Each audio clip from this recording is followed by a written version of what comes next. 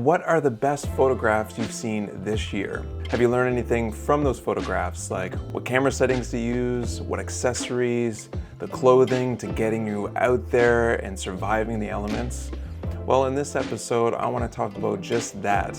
I'm going to be sharing my best images that I've photographed this year, some of the behind the scenes and how I was able to capture those images, as well as the accessories, the camera settings, even the clothing. So there's a lot to go over, so let's get started.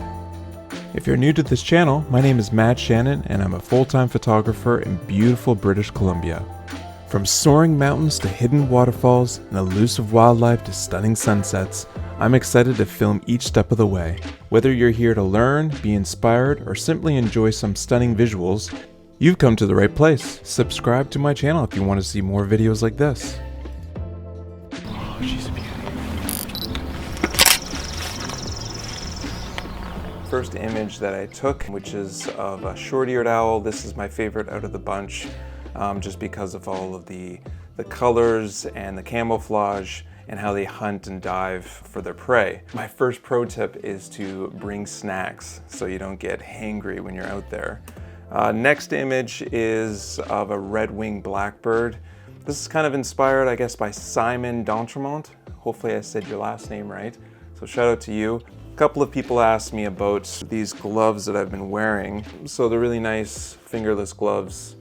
The thumb here is the real thing, because you can get fingerless gloves that don't have the thumb that you can kind of remove and close up.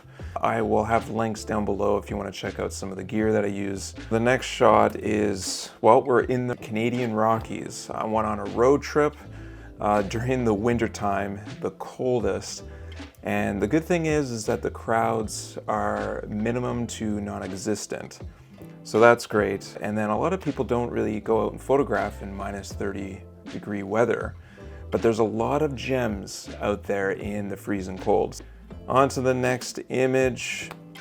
This is one of my favorites. Now it's taken at a couple of different times throughout the night and I've blended them together. Now I have another image here, but I forgot to put it up, where the sun is not actually in this. So I kind of want to know from you guys whether that sun that's up there, it's kind of highlighting the tip of that mountain there, is a bit of a distraction. Because there's this exercise that you can do when taking a look at your images, that you can have a spouse or a friend or family member kind of show them, don't let them say anything yet without asking them, where's your eyes going right away? What do you see? What's a distraction? What's taking you away from the purpose of that image?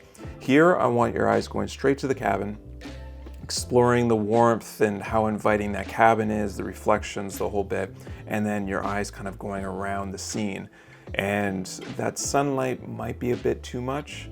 Let me know what you think. I really enjoy this photo. My next photo, this is more into nighttime, where we explore caves. And again, these places have nobody. During the daytime, there were a few because you were ice climbing. And you can take a look at that video that I did of this. I absolutely love it. But we found these ice caves and you can kind of see the sky and everything at nighttime to be able to get the stars, and great little shot. This is the same canyon, but during the daytime. And yeah, crampons. I don't have any crampons here. They're probably down in my basket right now, but they're worth their weight in gold, so you don't break your neck when you're out walking on ice. All right, I'm still on this freezing cold road trip, and we made it into the prairies where I got to photograph a whole bunch of snowy owls, and they were just amazing. Definitely a challenge because you got white snow everywhere.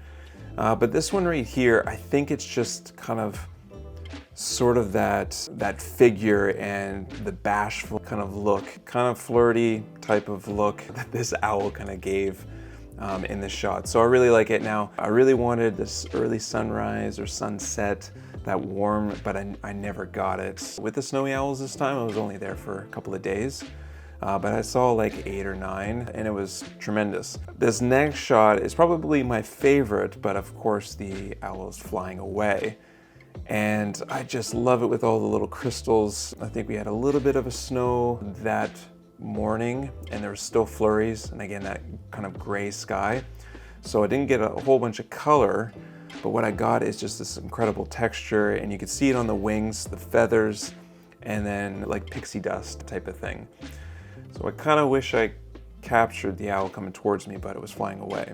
All right, that was kind of my Rocky Mountain experience, and it started warming up, and I wanted to try the pre-burst with my Z9. And I got this Hummingbird with its legs kind of stretched out, and I love it that I can kind of see through its wings, kind of a bit of transparency.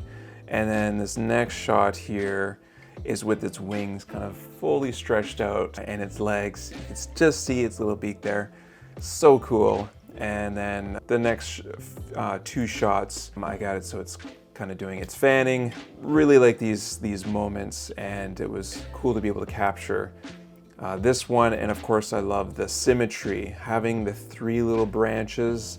It's nice to have that odd number, and then of course the subject there kind of perfectly positioned, or I'm perfectly positioned right behind it, so I can kind of get that mirror image of the wings and the tail feathers there. So that was a lot of fun. If you want to check out that video, I'll have a link down below. So as it's warming up, I'm starting to do a little bit more traveling, and I travel back over to the mainland to capture these really fun ground squirrels.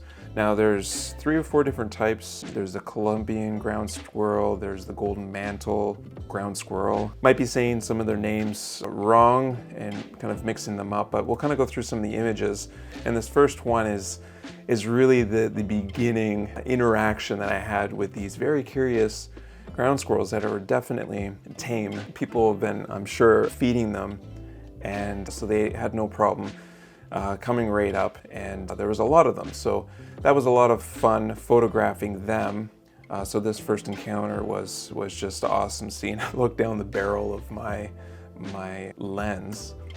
And then they got so curious and so close that I even grabbed my Sony camera, took some photos and filmed it, and it was just comical. It was amazing seeing them come up.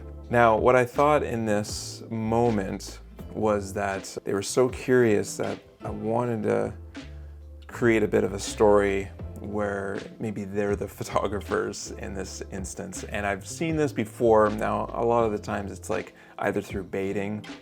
I don't know if people use like bacon bits or something to get, wildlife to maybe land on their camera. But this, I swear, was definitely, ethical in its approach, because they wanted to just check out the gear. Actually, they wanted to eat the gear. They tried chewing on some of the buttons and stuff. So I set up my tripod right in front of a stump, knowing that they're gonna maybe climb up on the stump to get up at the camera body. And that's where I wanted to photograph with my D850 and get some really cool perspective shots. Now here, as far as tips go, one, I used the stump kind of as a stepping stool. I tried to think on the fly what would be a fun, creative shot. Now you'll notice that I'm shooting very low, kind of at level with the wildlife. I do that a lot, and I think that's a great practice because you can connect a lot better with the wildlife shooting at their level. So yeah, a lot of fun. I would definitely do that again, but I know the window is quite short to be able to get out there and photograph these guys. Here's another one where it's kind of running towards their own little tunnels that they have everywhere, and a lot of fun. Now the day kind of continued, and I have a lot of images from this shoot that I absolutely adore, which is black and white. I had it in color. I really like the black and white. I did edit them differently, and I think that goes for all of my black and white images. They're not going to be the same edited as the color.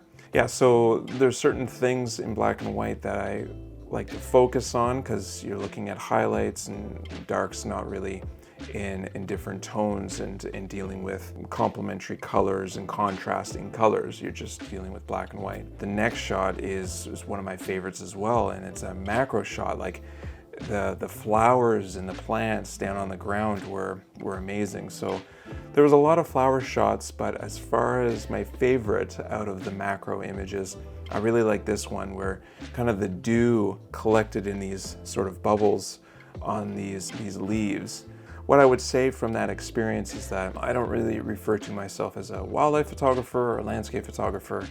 I am a nature photographer, and I have macro lenses, telephoto, and wide angle lenses that I shoot, and I enjoy capturing, everything nature. Let me know if you are just a wildlife photographer or if you're just a landscape photographer. Be curious to know if this is just me that kind of shoots everything that moves nature-wise and all landscape and macro, or if I'm kind of on the out. So curious to know. Next shot. This is where I decided to monitor a whole bunch of eagles' nests. So I did all of these trips. I spent a fortune on gas going to different islands. Still, I had a lot of fun, met a lot of farmers and different people who had nests on their property, so I talked with them.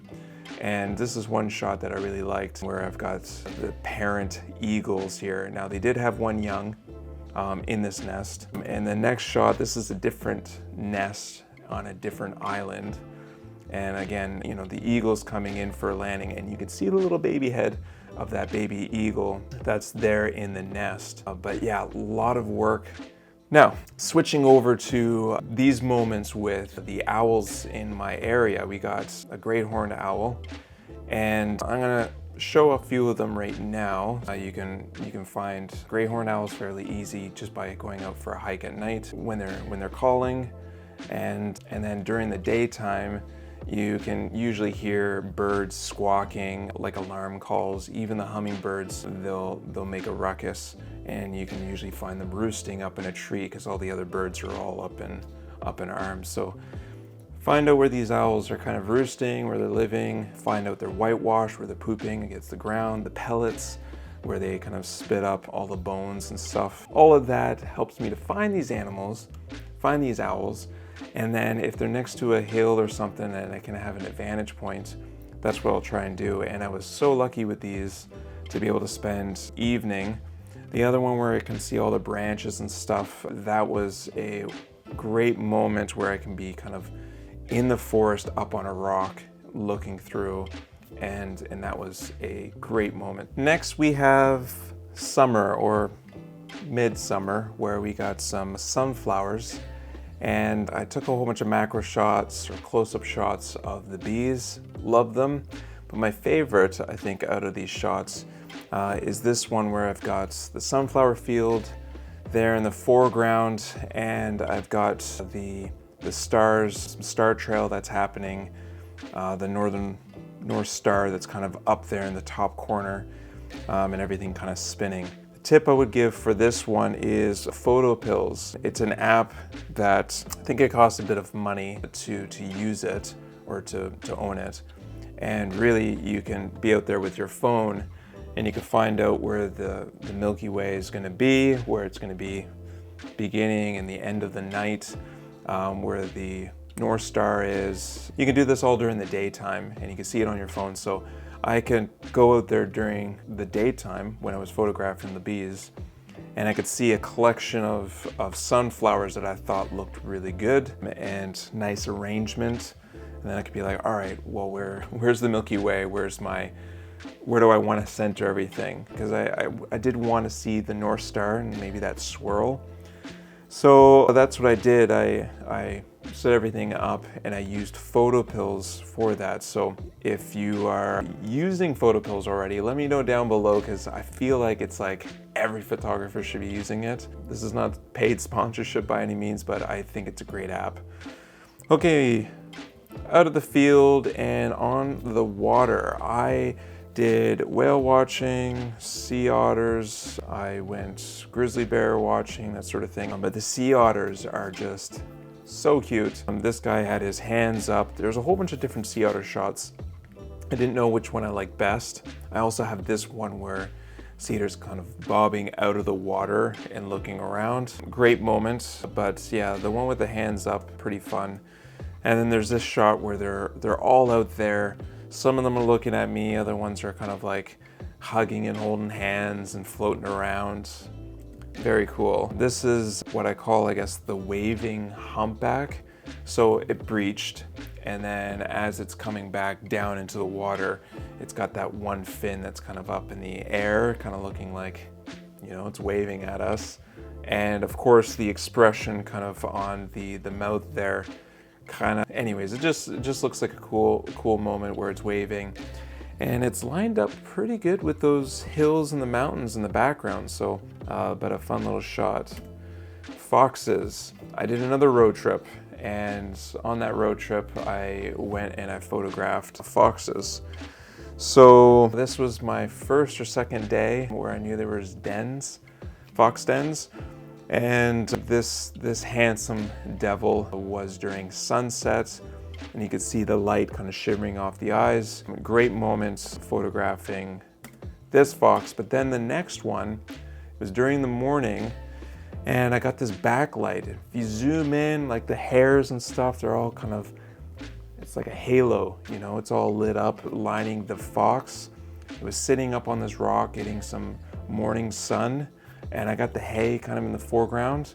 Now we're in the Teton Mountains. This one is one of my favorites. There was a huge lightning storm the night before. There was rainbows, the whole bit.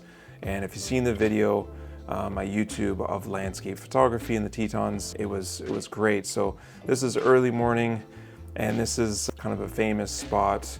If you know, you know. I think most people do. But I got the Teton Mountains in the background, early morning. And I think that's the only pro tip I could say, is that be there super early. You're gonna have a whole bunch of photographers there as well, and you kind of want to pick your spots. So I will say that one piece of gear, this is one, maybe it's outside. All right, let's take a break so we can find it. All right, I found it. So this right here, this is cotton carrier harness here. So there's a little cotton carrier there. And this thing I just keep over my chest, and I can add cameras to it, which is what I did during this shoot. I added my D850 to this, and I could spin it off and take photos with it. So you put it at the base of your camera, and this is one that actually I connected to some binoculars here, and it's got this little twist thing here, and it just fits in and it locks and it won't come out of there. So this harness right here is actually great for like telephoto, like longer lenses. It can handle a whole bunch of weight, and it's on your upper body. So that one's a nicer one, and I use it quite a bit. Might be a bit more expensive than, say, this one is kind of like a holster, goes around your waist, and it's the same thing. You can put cameras on your side, on your waist. There's other ones with kind of a shoulder harness. Yeah, a lot of things. So I use cotton carrier when I'm juggling multiple cameras that I'm on a set, and I want them on my person, so I can just take the shot and then I can hook them up and be hands-free. So if you want to know how to get your hands on those, I have a link. I might even have a discount code for them to help you out. But yeah, so now we're into some wildlife here, where this moose was a beauty. Now, I said it was one of the biggest bull mooses that I've seen, and that's probably because I haven't seen a whole lot of moose, especially during like the rut where they have their big long rack there, because I now live on Vancouver Island and there's no moose here. They don't exist on the island. You have to go off island. It was great to talk to locals, find out through forums, other photographers, where the best spots might be to see these guys. Here's another shot where I absolutely love them kind of moving together, the bull and the cow moose. There's actually 4 here, 2 cows, 1 calf, and 1 bull moose that I got a photograph during this time, and it was splendid. Next shot is a bear. This was kind of on the border, I think, of Yellowstone and the Grand Teton National Park, and we get to photograph this grizzly for a couple of hours. It was amazing. So I really like this one where I got the side lighting. You could see the claw kind of lifting up. There's not a whole bunch of grass kind of in her face. Here is a black and white photo that I've gotten a lot of comments, people writing me about that they love. Now the color version is sort of a bit bland because it was taken during a bit of a brighter part of the day where you can get some, very sharp contrast light, and the colors were a lot more washed out.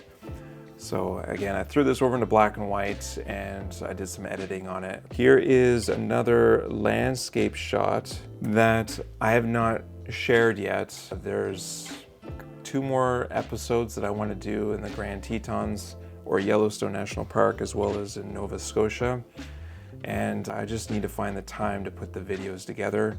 But this one again is a pano shot where I've got rain that's happening way off in the background, and it's kind of like highlighted against the really dark trees on the mountains in the far background. Here's another landscape shot of the birch trees in the color. This one was one of many, so I haven't really gone through all of my images, but so far this has been sort of a highlight shot where I got the 3 levels of color, the green, kind of the orange, red middle ground, and then the yellow leaves up in the top branches there. This is a shot of a bison. This one is one of many that I haven't shown yet, and I'm still processing some of the other images, but I really like this one. It's kind of, I can picture it really being blown up on the side of a wall or something. And of course, here is probably the best image out of my last shoot with the short-eared owls. I shot a lot of pictures that really turned out. I updated the new firmware on my Z9 and it's phenomenal. I absolutely love it. I had a lot more keepers and I have a whole video of me out there shooting. There was a lot of images to edit and go through, and there was a lot of action. So camera settings, I shoot AFC, it's set on bird. What else? My area focus mode is kind of the full area here. Now sometimes I will move it over to 3D, and I've tried other area focus, like there's wide, there's small, there's also wide C1, wide C2, which is kind of like 5x7. It's like a little rectangle boxes. And I just got annoyed at those because the focus does such a great job on the moving target that I just keep it to wide. If I keep it to a box and the bird's flying out of that, I find I get frustrated because I'm like, oh, I have to move my camera lens to get it in the box. Batteries, so the Nikon battery, I mean, it's huge, it's really big. This is great, but this right here, this is a knockoff. It is a fraction of the price of this. I think this might be 80 bucks, and I love it. It's maybe not as good as this for power, but I mean, this still lasts almost a full day. So if this does 100% of what it's supposed to do, this probably does 90%. And someone else suggested this battery and get it on Amazon. When it comes to -30 temperatures, this knockoff battery right here did great in Jasper and Banff and those areas. So for Sony, I picked up this battery charging kit, and it comes with 2 batteries, and I really like it. It's great. It's a hard case. Lots of reviews on Amazon. Again, another Amazon buy here. This actually acts as a battery bank as well, so I can charge my phone if I need to off of this. So it's got an in and an out.